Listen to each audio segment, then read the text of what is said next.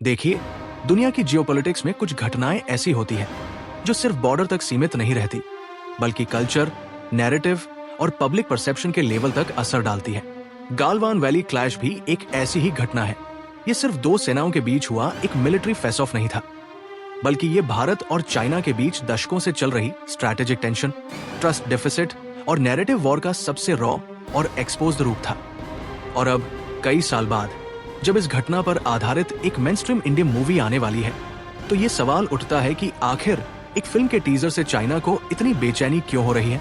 आमतौर पर जब हम इंटरनेशनल रिलेशंस की बात करते हैं तो फोकस रहता है हार्ड पावर पर, यानी military strength, economic size, technology, weapons और ट्रेड। इस पैमाने पर अगर देखा जाए तो चाइना भारत से कहीं आगे दिखाई देता है। चाइना का जीडीपी भारत से कई गुना बड़ा है, उसकी मैन्युफैक्चरिंग कैपेसिटी विशाल है और वो खुद को एक उभरती हुई ग्लोबल सुपर पावर के रूप में प्रोजेक्ट करता है। लेकिन इसके बावजूद जब बात आती है सॉफ्ट पावर की, यानी कल्चर, सिनेमा, म्यूजिक, नैरेटिव और इमोशनल कनेक्ट की, तो यहाँ समीकरण बदलने लगते हैं। गालवान पर बनने वाली ये फिल्म और खासकर उसमें एक बड़े बॉलीवुड सुपरस्टार की मौजूदगी इसी सॉफ्ट पावर डायमेंशन को ट्रिगर करती है। ये सिर्फ एक मूवी नहीं है, ये एक नैरेटिव स्टेटमेंट है और इंटरनेशनल पॉलिटिक्स में नैरेटिव की वैल्यू कई बार टैंक्स और मिसाइल से भी ज्यादा होती है। यही कारण है कि एक टीजर के रिलीज होते ही चाइनीज स्टेट मीडिया, एक्सपर्ट्स और सोशल मीडिया इकोसिस्टम में जिस तरह की प्रतिक्रिया देखने को मिली, वो अपने आप में बहुत कुछ कह जाती है। ये समझना जरूरी है कि गालवान क्लैश को लेकर चाइना की ऑफिशियल पोजीशन शुरू से ही डिफेंसिव और कंट्रोल रही है। चाइना ने लंबे समय तक अपने कैजुअल्टी फिगर्स को छुपाया, घटना के डिटेल्स को लिमिटेड रखा और इंटरनेशनल मीडिया में ये नैरेटिव पुश करने की कोशिश की कि चाइना सिर्फ लॉ एंड ऑर्डर बनाए रखने की कोशिश कर रहा था। दूसरी तरफ भारत में इस घटना को एक ट्रेजेडी, एक बलिदान और एक रेजिस्टेंस के रूप में देखा गया। इंडियन आर्मी के जवानों की शहादत और उनके द्वारा दिखाए गए साहस ने देश के अंदर एक मजबूत इमोशनल रेस्पॉन्स पैदा किया। अब सोचिए, जब यही घटना एक मेनस्ट्रीम फिल्म के जरिए ग्लोबल ऑडियंस के सामने रखी जाती है, तो उसका इम्पैक्ट क्या होता है। फिल्में सिर्फ एंटरटेनमेंट नहीं होती, वे इतिहास को फ्रेम करती हैं, कैरेक्टर्स को हीरो या विलेन बनाती हैं और ऑडियंस के दिमाग में एक लॉन्ग गटम इमेज छोड़ती है। हॉलीवुड ने दशकों तक यही किया है। अमेरिकन वॉर्स, अमेरिकन सोल्जर्स और अमेरिकन नैरेटिव्स को ग्लोबल लेवल पर नॉर्मलाइज किया गया। अब जब इंडियन सिनेमा उसी टूल का इस्तेमाल कर रहा है, तो ये कुछ देशों को अनकंफर्टेबल करना लाजमी है। यहाँ एक और इंटरेस्टिंग एंगल है। चाइना का सिनेमा, चाहे वो टेक्निकली कितना भी एडवांस क्यों न हो, इंटरनेशनल लेवल पर वैसा इमोशनल कनेक्ट नहीं बना पाया जैसा इंडियन सिनेमा ने किया है। इंडियन मूवीज, खासकर बॉलीवुड, साउथ इंडियन सिनेमा और हाल के वर्षों में कुछ pan India projects Asia, middle east, Africa और यहाँ तक कि वेस्ट में भी देखे और पसंद किए जाते हैं। डांस, म्यूजिक, ड्रामा और इमोशन का ये मिक्स भारत को एक यूनिक सॉफ्ट पावर एडवांटेज देता है। गालवान पर आधारित फिल्म इसी एडवांटेज को और स्ट्रॉन्ग करती है। ये सिर्फ इंडियन ऑडियंस के लिए नहीं है, ये दुनिया को ये दिखाने का एक जरिया है कि भारत अपने नजरिए से अपनी कहानी कह सकता है। और यही बात चाइना के लिए सबसे बड़ी समस्या बन जाती है, क्योंकि अगर नैरेटिव कंट्रोल हाथ से निकल जाए तो हार्ड पावर के बावजूद इमेज डैमेज हो सकता है। इस पूरे कॉन्टेक्स्ट में चाइनीज मीडिया की प्रतिक्रिया को सिर्फ एक फिल्म रिव्यू या क्रिएटिव क्रिटिसिज्म के रूप में नहीं देखा जाना चाहिए। ये एक स्ट्रैटेजिक रिएक्शन है, एक कोशिश है ये बताने की कि कोई भी फिल्म हमारी टेरिटोरियल क्लेम्स को प्रभावित नहीं कर सकती। लेकिन सवाल ये नहीं है कि टेरिटरी बदलेगी या नहीं, सवाल ये है कि पब्लिक ओपिनियन किस दिशा में जाएगा। और आज की दुनिया में पब्लिक ओपिनियन एक साइलेंट लेकिन पावरफुल फोर्स बन चुका है। इसलिए गालवान फिल्म पर हो रहा ये पूरा विवाद असल में एक बड़ी तस्वीर का हिस्सा है। ये भारत और चाइना के बीच चल रही उस अनदेखी लड़ाई का हिस्सा है, जहां गोलियां नहीं बल्कि स्टोरीज चलती है, जहां बॉर्डर पर सोल्जर्स आमने सामने होते हैं और ग्लोबल स्टेज पर नैरेटिव्स। और यही कारण है कि इस विषय को सिर्फ एंटरटेनमेंट न्यूज की तरह नहीं, बल्कि जियोपॉलिटिक्स, सॉफ्ट पावर और कल्चरल इन्फ्लुएंस के एक केस स्टडी की तरह समझना जरूरी है। अब जब हमने बैकग्राउंड और कॉन्टेक्स्ट समझ लिया है, तो अगला जरूरी सवाल यह है कि आखिर चाइना को गालवान पर बनी इस फिल्म से इतनी दिक्कत क्यों हो रही है। ये सिर्फ इमोशनल रिएक्शन नहीं है, बल्कि इसके पीछे एक पूरा सिस्टम, एक सोच और एक लॉन्ग टर्म स्ट्रैटेजी काम कर रही है। इसे समझने के लिए हमें चाइना के पॉलिटिकल और नैरेटिव इकोसिस्टम को थोड़ा डीपली देखना पड़ेगा। सबसे पहले बात करते हैं नैरेटिव कंट्रोल की। चाइनीज कम्युनिस्ट पार्टी यानी सीसीपी के लिए नैरेटिव कंट्रोल सिर्फ एक पॉलिटिकल टूल नहीं है, बल्कि ये उनकी सत्ता की रीढ़ है। चाइना में इतिहास, न्यूज, सिनेमा और सोशल मीडिया सब कुछ एक कंट्रोल्ड फ्रेमवर्क में चलता है। कौन सी स्टोरी कैसे बताई जाएगी, क्या दिखाया जाएगा और क्या दबाया जाएगा, ये सब ऊपर से तय होता है। ऐसे सिस्टम में अगर कोई एक्सटर्नल स्टोरी, खासकर एक पॉपुलर कल्चरल प्रोडक्ट जैसे कि फिल्म, उनके कंट्रोल के बाहर जाकर एक अलग नैरेटिव सेट करने लगे, तो वो सीसीपी के लिए सीधा थ्रेट बन जाता है। गालवान क्लैश के केस में यही हुआ है। चाइना शुरू से ये दिखाने की कोशिश करता रहा कि वो एक रिस्पॉन्सिबल पावर है जो सिर्फ स्टेटस को बनाए रखना चाहता है। उनकी ऑफिशियल लाइन ये रही है कि इंडिया ने प्रोवोकेशन किया और चाइना ने सिर्फ लॉ को अपहोल्ड किया। लेकिन जब इंटरनेशनल मीडिया, इंटेलिजेंस रिपोर्ट्स और अब एक मेनस्ट्रीम फिल्म इस वर्जन को चैलेंज करती है, तो पूरा नैरेटिव हिलने लगता है और सीसीपी को नैरेटिव हिलता हुआ बिल्कुल पसंद नहीं है। दूसरा बड़ा कारण है soft power insecurity. China hard power में बहुत इन्वेस्ट करता है। Military parades, advance weapons, technology showcase, सब कुछ बहुत ग्रैंड स्केल पर होता है। लेकिन सॉफ्ट पावर का खेल अलग होता है। इसे आप जबरदस्ती नहीं बना सकते। इसे लोग एक्सेप्ट करते हैं, अपनाते हैं और धीरे धीरे उससे इमोशनल कनेक्ट बनता है। इंडिया की ताकत यही है। Indian cinema, music, dance, yoga, festivals और स्टोरी टेलिंग ने दशकों में एक ऑर्गेनिक सॉफ्ट पावर क्रिएट की है।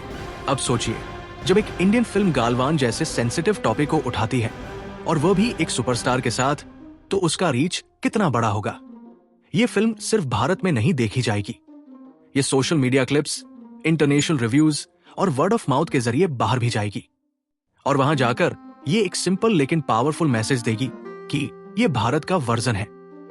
यही बात चाइना को परेशान करती है, क्योंकि उनके पास ऐसा कोई globally accepted soft power counter नहीं है।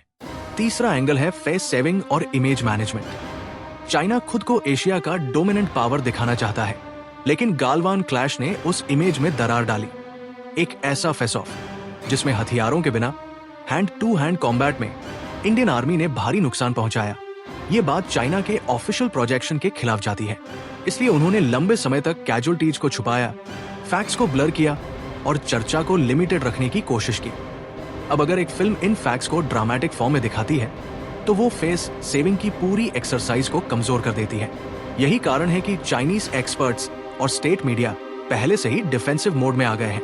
वे बार बार ये दोहरा रहे हैं कि कोई भी फिल्म टेरिटोरियल रियलिटी नहीं बदल सकती, लेकिन असल में वे टेरिटोरी की नहीं बल्कि परसेप्शन की लड़ाई लड़ रहे हैं।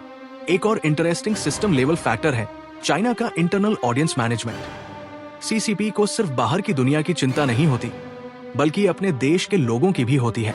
चाइना में नेशनलिज्म को बहुत स्ट्रॉन्ग तरीके से कंट्रोल और चैनलाइज किया जाता है। अगर गालवान जैसे मुद्दे पर इंटरनल सवाल उठने लगे, जैसे कि हमारे सोल्जर्स कितने मरे, हमने सच क्यों नहीं बताया, तो ये सीसीपी के लिए खतरनाक हो सकता है। इसलिए वे नहीं चाहते कि इस टॉपिक पर कोई भी अनकंट्रोल्ड डिस्कशन हो, चाहे वो फिल्म के रूप में ही क्यों न हो। अब यहाँ पर एक तुलना जरूरी है। इंडिया में चाहे लेफ्ट हो या राइट, सिनेमा पर डिबेट होती है, क्रिटिसिज्म होता है, सपोर्ट और ऑपोजिशन दोनों होते हैं, लेकिन स्टोरीज बाहर आती है। ये एक ओपन इकोसिस्टम है। चाइना का इकोसिस्टम ओपन नहीं है, वहां स्टोरीज फिल्टर होकर आती है। और यही वजह है कि जब एक ओपन सिनेमा सिस्टम से निकली फिल्म एक क्लोज सिस्टम की कमजोर नस को छूती है, तो रिएक्शन बहुत शार्प होता है। इस पूरे मामले में एक और लेयर है, और वो है कंपैरिजन। चाइना को यह बात भी खलती है कि एक देश जिसकी इकोनॉमी उनसे छोटी है, वो ग्लोबल नैरेटिव स्पेस में इतना इन्फ्लुएंस कैसे बना सकता है। ये सिर्फ गालवान की बात नहीं है। इससे पहले भी इंडियन फिल्म्स ने इंटरनेशनल अवार्ड्स, ग्लोबल ट्रेंड्स और वर्ल्ड वाइड डिस्कशन में जगह बनाई है। ये चाइना के उस सेल्फ इमेज के खिलाफ जाता है जिसमें वो खुद को एशिया का नेचुरल लीडर मानता है। तो अगर आप पूरी तस्वीर देखें, तो ये फिल्म सिर्फ एक फिल्म नहीं है, ये एक ट्रिगर है।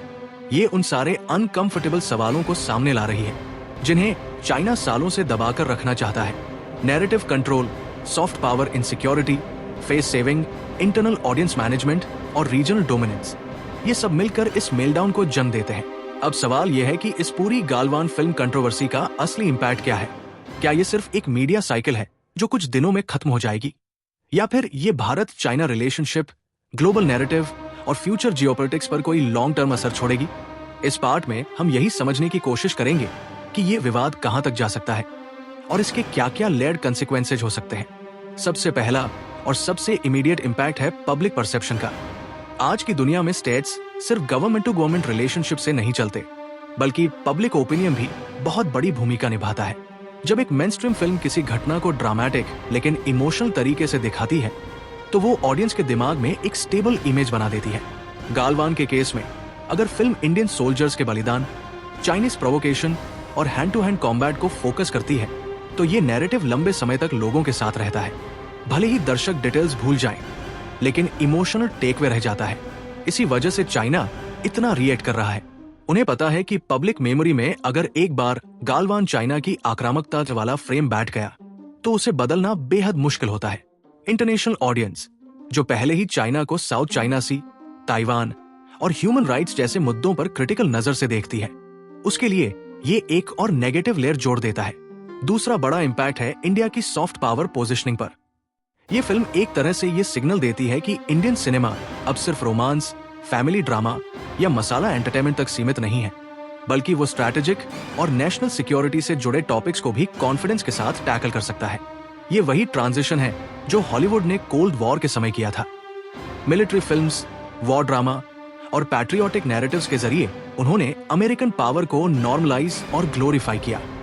अगर इंडियन सिनेमा इस रास्ते पर आगे बढ़ता है, तो ये भारत के लिए एक बड़ा सॉफ्ट पावर मल्टीप्लायर बन सकता है, खासकर तब जब भारत खुद को इंडो पैसिफिक रीजन में एक रिस्पॉन्सिबल और स्ट्रॉन्ग पावर के रूप में प्रोजेक्ट करना चाहता है।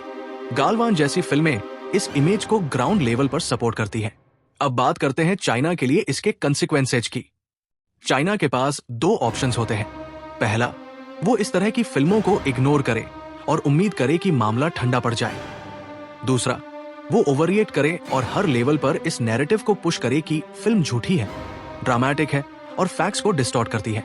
अभी तक जो संकेत मिले हैं, उससे लगता है कि चाइना दूसरा रास्ता चुन रहा है।